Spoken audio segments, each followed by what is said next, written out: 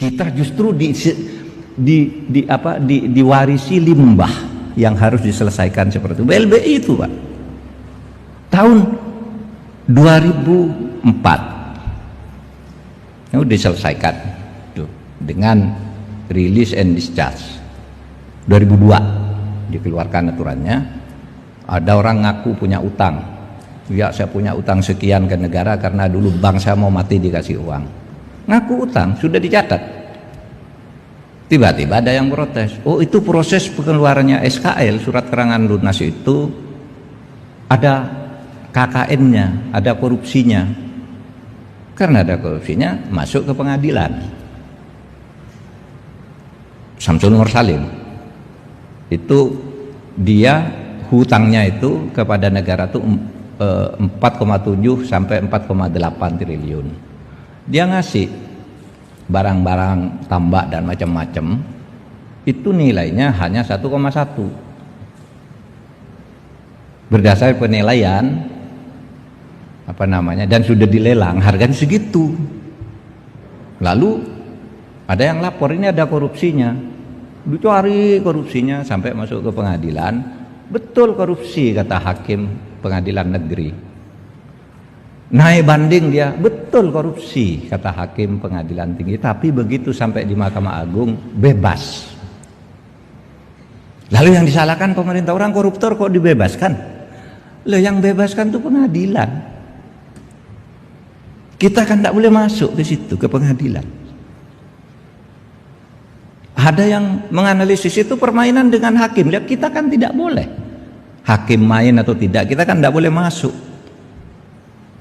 Nah, itu satu. Sehingga sekarang kita kalau begitu, karena pengadilan mengatakan Samsul Nur Salim ini tidak korupsi, maka seluruh hutang yang lain tuh kita tagih secara perdata, tidak ada korupsinya lagi. Udah. Kita ini kebagian limbahnya.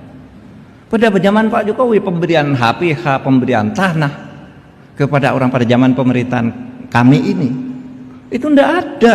Itu sisa yang lalu.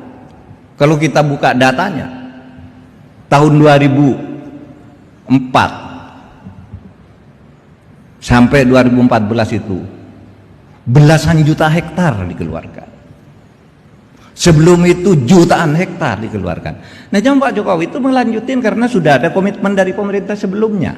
Sudah janji orang dan tidak boleh ditolak, dilanjutin. Malah yang zaman sekarang itu kita membagi-bagi tanah, enggak? Nah, ini lagi, ini pemerintah tidak ada gunanya ini, tanah rakyat diobral kemana-mana.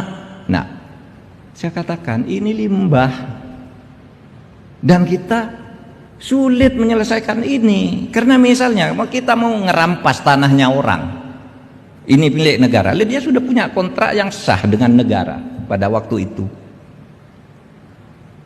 Tanya aja Pak Paripurna nanti, boleh enggak orang sudah dapat secara sah dari negara, lalu pemerintah sekarang mau cabut seenaknya? Nggak bisa.